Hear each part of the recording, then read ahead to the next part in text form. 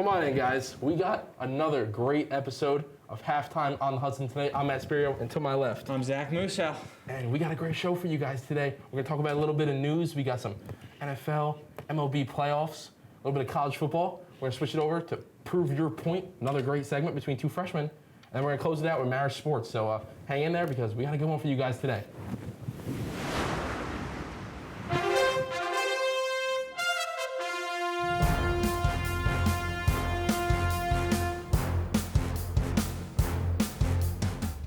All right, guys, we're here to talk about a little bit of news today. Let's start off with our biggest story of the week. John Gruden stepped down as the head coach of the Raiders on Monday after emails from 2011 when he was employed by ESPN, which he made homophobic, misogynistic comments surfaced. There was a lot of comments made about, female referees, the drafting of Michael Sam, who's the first openly gay player in the NFL, as well as the league's decision, or a lot of players' decisions to protest during the national anthem. He expressed his distaste for a lot of these things and subsequently was, stepped down immediately after. And he was removed from the Buccaneers Ring of Honor. He was, head coach of their Super Bowl win. And essentially he is, no longer being associated with the NFL for obvious reasons. Zach, what are your thoughts on this? It's a tricky thing. You never want to see stuff like that come out. And, the Buccaneers Ring of Honor, removing him from the Ring of Honor. And then today, Madden 22 announced that he will be removed from their game. And he's really the first person to ever be removed from a game like that. And I thought it was very interesting that one of his former star players, Keyshawn Johnson, today said he was always a fraud and that he was like a used car salesman when he was a coach. So, it's tough to see things come out like that, but it's at least good that they corrected it and the Raiders can hopefully move on now without Gruden on the staff. Yeah, it's, we've seen it over the past couple of years. There's just no place for that in any league or beyond sports. There's just no place for that in society. So we're going to move on from that and get on to some more NFL news. We had a lot of good games this week. This is a good week of football. Great week of football. Let's start off, my personal, when I say the game of the week, Chargers and Browns. I mean, that was, I expected there to be a little bit more defense, but, Chargers ultimately come out on top. What are your thoughts on that, there? Yeah, that was an interesting battle. Justin Herbert early on, he's got to be one of the top couple MVP frontrunners after another performance like that. I love the way the Chargers coach Brandon Staley coaches football these days. He's so aggressive. There's not a place on the field he won't go for it on fourth down, and it worked. Every time he gambled, like early in his territory or late in the game, he would gamble on 4th and 1 from his own 30, and he would get it, and they would score. And against a defense that's supposed to be good like the Browns, the more times you keep the ball, the better your odds are going to be to win the game. And the way they're playing right now, they're up there with the Bills and the Ravens as the top teams in the AFC. Yeah, I think, again, I tend to agree with you. I think the Browns are also going to be a playoff team. I think they're very good. I think they proved that in this game. But it's, we kind of expected this, Kansas City to run the West for a while. And it looks like there might be a new big dog, especially the way Kansas City's playing. We'll get to them in a second. Another fantastic game this week. Packers-Bengals. Talk to me about that, Zach. Yeah, so I didn't mean to go on a rant here, but I guess I'm going on a rant here. It's just stunning how in a football game where you have Aaron Rodgers and Joe Burrow slinging the football for 3 hours, kickers, almost an entirely different sport we're bringing into football, to just mess the whole game up and miss 5 kicks in a row, 5 game-winning field goals combined missed, kind of ruining the flow of a game, but also kind of making it interesting. The Bengals kicker thought he made one that he missed. It was just chaos, and, chaos is entertaining, but, man, you feel bad for these NFL players who go out there for 3.5 hours and then kicks just blow their chance, especially Cincinnati had a huge upset, which would really boost their season forward. Yeah, the Bengals have been a very early surprise, and they've looked good. And you would love to get a marquee win like this over Green Bay, and it seemed, they had, 17 chances to win the game. This also is a game that, the line that Vegas set, 2.5, 3, it's like they handcraft these lines. A game that comes down to 1 million field goals. It's unbelievable. It was one of the most unbelievable things I've ever seen. I've never felt less confident in this is a 48-yarder. In a kicker being there's no shot he makes this. Insane. I've never seen anything like that. Mason Crosby's had games like that before, but for both teams to be missing kicks like that was honestly just incredible. Really, like you said, though, entertaining to watch. So I did enjoy it. What's some other game? What's another game you enjoyed this week? We're gonna stick with field goals. The Lions and the Vikings. Man, those poor Detroit Lions lost this week on yet another field goal, a 54-yarder from Vikings kicker Greg Joseph. a couple weeks ago. Justin Tucker hit that little doinker in, 66-yard NFL history. You just got to feel for the Lions. Their coach, Dan Campbell, goes up after the game, gets all emotional because what are you going to do? They're not favored in any of these games, and they're good enough to win some of these games. The Lions look like they got their coach. I don't know about their quarterback. I don't think Jared Goff's the answer. And the Vikings, on their side, I have no idea what to make of the Minnesota Vikings. One week they're almost beating the Cardinals, then they're almost losing to the Lions. They're getting beat up and scoring no points against the Browns, whose defense apparently may be bad. So the NFL, the beauty, you never know. You can't help but feel for the Lions, man. can't. And it's the most Lions things to happen to the Lions since 2 weeks ago, because the Lions find ways to just outdo themselves. It's almost like the Raiders. This hurt. So we love a little Raiders slander here, but it hurt, man. It was like when Dan Campbell was crying after the game. I felt bad. I liked the dude. He's hard. He went into his press conference talking about how they were going to bite people's kneecaps off, and then when they stand back up, they're going to bite them off again, and there's going to be blood on the field, and they're just going to keep pounding you. They're trying. They're trying. They are. I would love to play football for Dan Campbell. I'd run through a brick wall for Dan Campbell. I would run through a brick wall for Dan Campbell. Okay, we move on from our early state games. We have the Sunday night football game, Chiefs and Bills.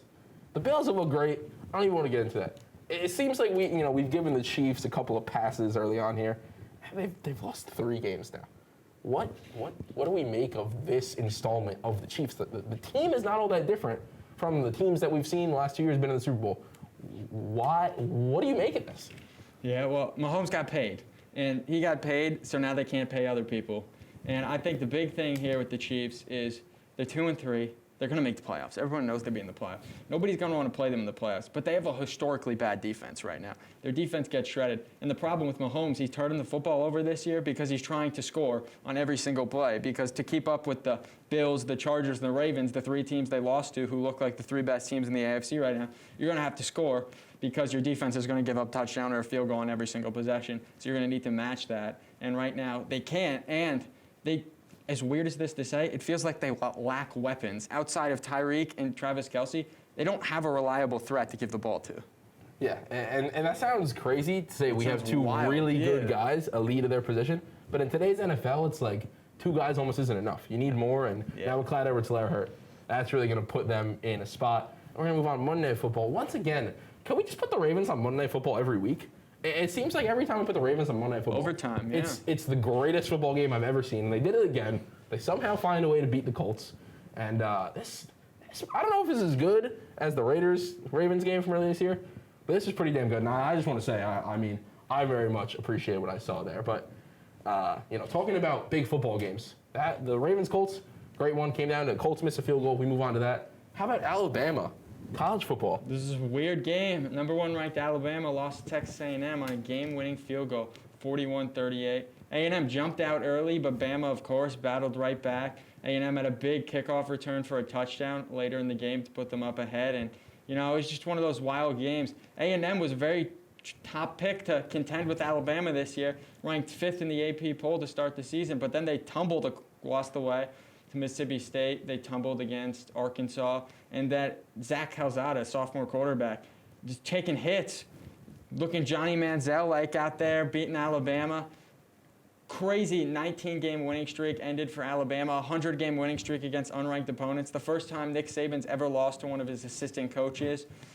Pretty wild stuff. And that is quite the transition from 2 horrible weeks looking like the quarterback to beating Alabama for Calzada. That's what college football is all about. It is what college football is all about. That's why we love college football. But I think a lot of people want to make this overreaction, and Alabama's not Alabama. These streaks, these ridiculous streaks, were bound to end. They set the bar too high. They were bound to end at one point. It's remarkable that we even got to this point. I would be stunned if Alabama's not in the playoff come January. They are still. I think Georgia is the best team in the SEC, but we've seen the committee put 2 teams from the SEC in the playoff. I would be shocked to see, especially the ACC's not having a great year. I'd be shocked to not see Alabama in the playoffs. Yeah, see, I kind of differ a little bit with that because I think Georgia's significantly better than them right now just because Alabama's defense, it seems like it's had holes for a couple of years, but it hasn't mattered. But I think Georgia's just that much better, and if Georgia beats them in the SEC championship game, I don't think Alabama's going to have a chance to get in with 2 losses as a non-champion. But, Alabama has Nick Saban as their head coach. There's no reason to believe by January, they're not better than Georgia, and they'll be in the playoffs. I'm never going to count Alabama out. Just when you start to count them out, they won the championship. So, and like you said, outside of Georgia, who's good? Who's good? This year, we don't know. This year, I don't know. We don't know. I have no idea. Outside of Georgia, the slate's wide open. So Alabama could just reassert themselves at every time. They're not going to lose until the championship game, if they lose at all. So they're right there. Bryce Young might be the Heisman favorite right now. That's a wide open race. This is too hard to read into this right now. Too early in the season. It's what, October 13th or whatever it is? No, too early. All right, that's fair. That's we'll see. But playoffs that are going on right now that we can talk about. The MLB, the wild card, the Boston Red Sox knock off the Rays in just 4 games. They're going to go on to face the Astros, who beat the White Sox in 4 games, the ALCS. It seems like the AL East was a wild race all summer. But the Rays have been in first for, it seems like, forever. And they're just gone. Just in 4 games, they're vanished. The Red Sox, did anyone expect the Red Sox to be here? I don't know. They are hitting the ball ridiculously. They're 9, the 9 guys who played, their batting average was like over 350 against Tampa Bay, which is unheard of. I mean, now they're going against the Astros. And it seems like, 5 straight ALCSs now for the Astros. That's ridiculous. This is kind of, you have a team that's very hot versus like the Astros, who've been the model of consistency in the AL for a while. So this is going to be a good series. Yeah, no doubt. The Astros are just crazy. The Correa, Bregman, and Altuve. It's hard to find a better trio in sports these days with the way that they just win. And it feels like the last 2 years since the little scandal, they're kind of untalked about. Nobody really talks about them. The Astros are definitely significantly better than the Red Sox, but in October, that doesn't seem to matter. And then, in the National League right now, who saw the Braves coming and winning the NLCS? They struggled in the NL East all year. Ronald Acuna, injured all season. That star, maybe the best player in baseball. To overcome that, the shaky pitching staff, bad bullpen this season. It feels like nothing was going their way, and all of a sudden, they're just a good organization. They're back here again, but they got to run into one of those Giants or Dodgers, and they may just not have enough talent at this point. They're playing a lot of old veterans on this team who could get through the Brewers, who didn't have a good offense.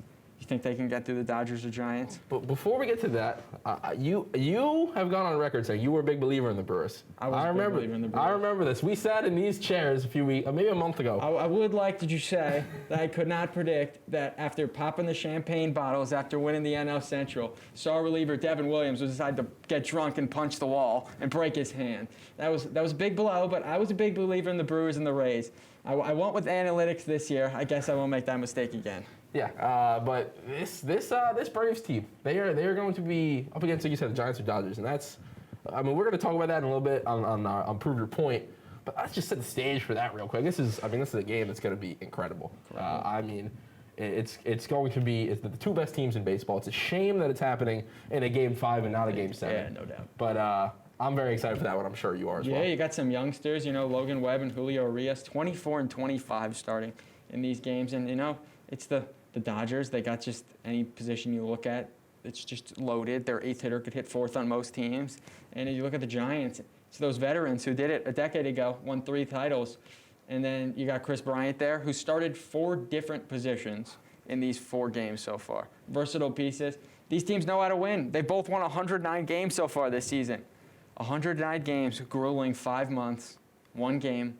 Someone's moving on. Someone's going to Mexico on vacation. And that is, it's the beauty of, we've said it a million times already. It's beautiful. It's beautiful that we're going to get this game. I'm glad that it's win or go home for both teams. Nothing better than a game, 7. It should be Game 7, but regardless, that's exciting. But that's all the news we got for you guys today. We're going to move on to Prove Your Point. We're gonna talk about that in a little bit. We got some other topics for you as well, so hang in there, and hope you guys enjoy thus far.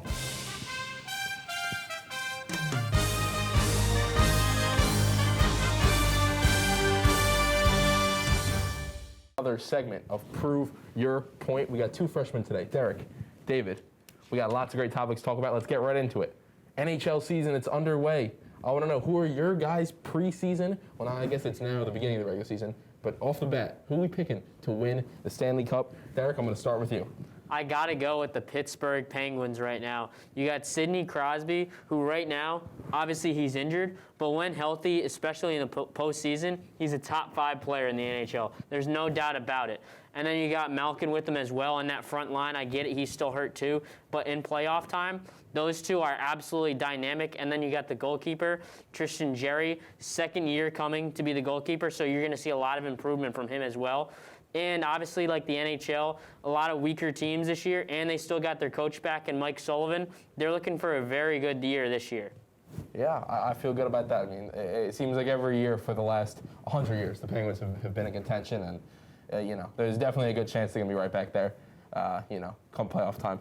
David, I gotta know who are you picking? Who are you feeling good about? I think it's gonna be the Rangers for this one. I think we got Ryan Reeves kind of going off.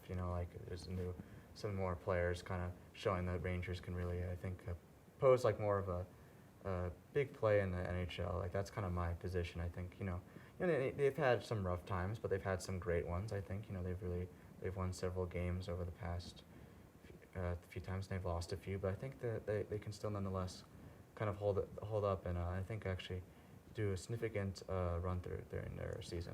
Yeah, maybe a little bit of a homer pick there, but I think maybe getting Panarin back on the ice that'll be good for the Rangers after what he went through last season. And there's a lot of talk about the Islanders, but I don't know. Maybe the Rangers they definitely have been much improved over the last couple of years. Yeah, so I know they've had not the best times, but I think that this one will be a lot better. And I'm not as caught up as some of my friends, but I know that they're telling me, and I've been seeing games as well, that they seem to be doing a lot better than they have over the past few years. We have inside sources saying the Rangers are going to be on the rise. But wow, you guys have both friends some good arguments, but I think I'm gonna agree with you with this one, Doug. I think the Penguins are they're always in the mix, like I said, and I would be surprised for them to not be in position to make a playoff run come the end of the season. So I'm going with you there.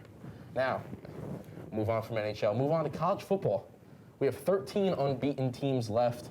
Alabama, we talked about, they fell. They're out. Who do you guys think is going to be the last unbeaten team? Who do you think has the best chance to finish season unbeaten?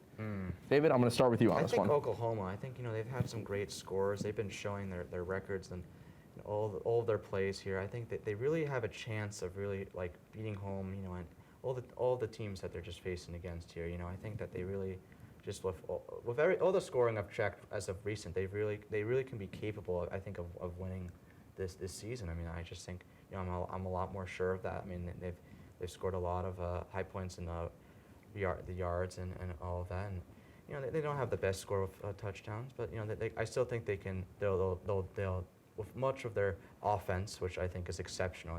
They've really shown with their scoring there that they can really hammer home against a team. I mean, I think the fact is they've gotten this far, especially too. I think they have that possibility of doing really well. So that's kind of my take on it. Yeah, I think what they showed against Texas this past weekend in the Red River rivalry was pretty awesome. I don't really know what's going on with Spencer Rattler. That is a question mark that they're going to have to deal with. But I mean, you've seen Lincoln Riley, and you proved it again this weekend. You get it done with any quarterback, and I would be shocked to see Oklahoma not in the mix. Derek, I want to know, who are you going with here? I got to go with the Iowa Hawkeyes. Hear me out. They just beat Penn State. I get it. They beat Penn State because the quarterback of Penn State, Clifford, got hurt. But their offense really showed something for me. You got their quarterback in Spencer Petras, who's only had 2 interceptions. 2 interceptions all season. That is amazing so far. They got a great run game. Their defense has been steady all season long, and especially with their schedule coming up, there's like no team that's even within the top 50 right now. I mean, honestly, I could see them win the Big Ten because they got such a good schedule. They got a good run game. Their defense is top, and then there's nothing like playing at Iowa City. Their home field advantage is definitely top 25 in the country. Like, there's no way with the hospitals right there, with the fans, the kids, everyone around Iowa City. I mean, it's just like every single time they play at home, it's definitely going to be a victory. I get it. They got Purdue coming up. That might be a tough matchup, but I think that they'll handle them well because you got that run game, you got that solid defense, and it's very consistent for the Iowa Hawkeyes. Yeah, I think when you think of Iowa, you think of the model that they've built of consistency there. But here's my fear with Iowa is we come Big Ten championship game, we're not in Iowa City. going to be a neutral site. I'm not exactly sure where the Big Ten championship is, but we're playing a team like Michigan, Michigan State. That's going to be tricky for them. Oklahoma, on the other hand, I don't really see a team in the Big 12 that is going to compete with them. Oklahoma State is the only other unbeaten, and I've never believed in Oklahoma State. This year is no different, and it's for that reason I'm going to go with David on this one. I'm going to pick Oklahoma because I just tend to agree. I think Oklahoma has a good chance, and what Lincoln Riley does on a year-to-year basis is win football games. And Iowa, it's been probably 6 or 7 years since they've had a team this good, but I don't know. We'll see. I hope they prove me wrong, but we'll see. So we're going to move on to our final debate here. We are 1-1, Game 3 here on Prove Your Point. And it's fitting. We have Game 5 between the Giants and the Dodgers. It feels like we've been destined to get to this point all year between these two teams. The same way we were destined here in Prove Your Point to get to Game 3. David, I'm going to start with you. Well, I think the Giants, I know the Giants, they may not have the best offense. I know they've lost a few players over the past few weeks. But however, I do think, Giants are really known for their defense. And I think with their defense, they can really hold the line and really push back against the Dodgers. I think that's just a possibility. I mean, they have that ability to really just intercept any ball. But I mean, I'm not sure. I think it's more or less likely they can do it if they keep it with each other and they keep the defense good enough until they can tire out the Dodgers. That's just what I think about them. I just think that if they just really keep it steady, if they keep it consistent over the game, I think that they will beat them. I think there's a lot of great points there. Derek, what are your thoughts on this game? Where are you going? I got to go with the Los Angeles Dodgers. Cody Bellinger right now, he was absolutely terrible in the regular season, but he's hot right now. Very hot. You got Chris Taylor as well, coming off the bench, getting that pinch hit, that home run. That was exceptional. I heard Dave Roberts mention Gavin Lux will be playing in center field. That's a left-handed bat, where the Dodgers don't have a lot of left-handed bats. You add Gavin Lux in there. That's good. You got Corey Seager. Maybe Corey Seager in the offseason might come to the Yankees. Who knows? You got Trey Turner, though, one of the fastest players in all of baseball. Absolutely stud. Absolute stud, Trey Turner. He can play shortstop, can play second base, can play center field, can play all over the diamond. He can hit. He can steal bases. He's shown it so far in the postseason that he's been able to steal bases, and especially when the bullpen is in the game for the San Francisco Giants, Trey Turner's speed is going to be a factor, and they're going to be a little bit wobbly. They're going to not throw as many strikes, and I think Trey Turner is going to be the difference maker in the San Francisco Giants and the Los Angeles Dodgers game. Yeah, I mean, I think when it comes down to it, and this is what I'm going to base my pick on here and the arguments you guys have presented, I think the San Francisco Giants, are a great story. I think that we all love to see what they've been able to do, and for them to come back with the same guys that it's been for so long, Posey, Crawford, Belt, it makes for a great story.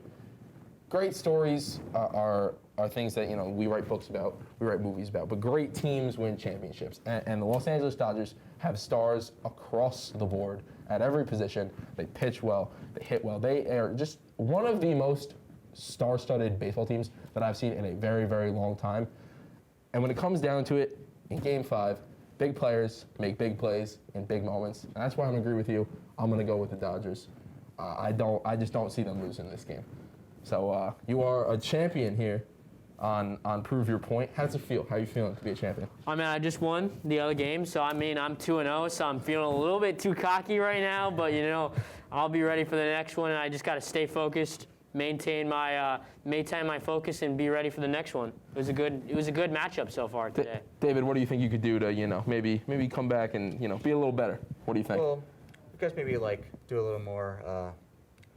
Giving myself a little more time to try and learn more about the teams themselves, try and learn about more of the current situation, I think, of general things. Because, I don't know as much about the NHL as I know about other things, so my experience with that may vary, but nonetheless, kind of knowing what the trends are with the current teams, with the current games, and what they may be is definitely something to try and work on and improve for me, I would say.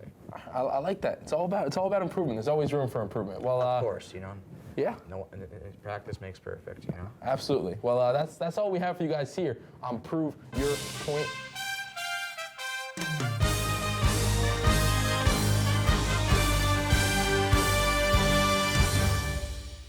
All right, guys, let's close off the day talking about some Marist sports. Marist football team, they won 34-3 against Stetson. They're now 2-0 in the Pioneer League. They're one of the 3 teams that remain undefeated in conference play.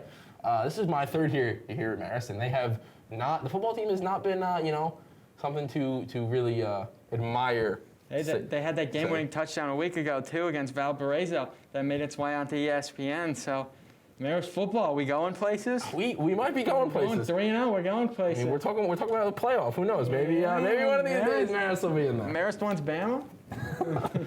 All right, the Marist women's soccer team lost a heartbreaker, 1-0 to Siena. In the 81st minute, Marist couldn't find an equalizer after Siena scored. Currently, they are 3-2-1 in MAC play, so maybe soccer going somewhere too, Actually, I want to check you on that. That's my error, but they just lost. They lost 10 minutes too, ago. yeah. I just got news. Yeah. It's very unfortunate. They're actually now 3-1. right, In the middle of the MAC. It's okay though. Yeah. In the middle of the MAC. I was trying to It's give gonna them be a too long much season. credit. A little too much credit there. They lost in overtime tonight. It's unfortunate. But Marist men's soccer, they won tonight. They did win today. They had a nice 4-2 win today against Ryder. They got up on them early and didn't look back. Ryder had a little trouble. They got a red card early on in the first half, and so they were playing down a man for most of the game. But, they're now 3-2 in MAC play, the Marist men's soccer team themselves. So a lot of winning records going around Marist this year. A lot of winning records. It's been good. And MAC soccer is physical, man. It is. I have not seen soccer this physical at any level. I don't know what it is about the MAC. Yeah. Coach Vigiano, last time that I heard him talk, he was saying, it's a classic MAC game. There was 40 fouls. That's ridiculous. So the MAC is tough. And to be 3-2, that's pretty impressive. But that's all the Marist sports we got to tell you. That's honestly everything we got for you today. Hope you guys enjoyed the show. And as always, I'm Matt Spirio. I'm Zach Musso. Go Raiders. Yeah, go Raiders, man. And, this has been another episode of Halftime on the Hudson.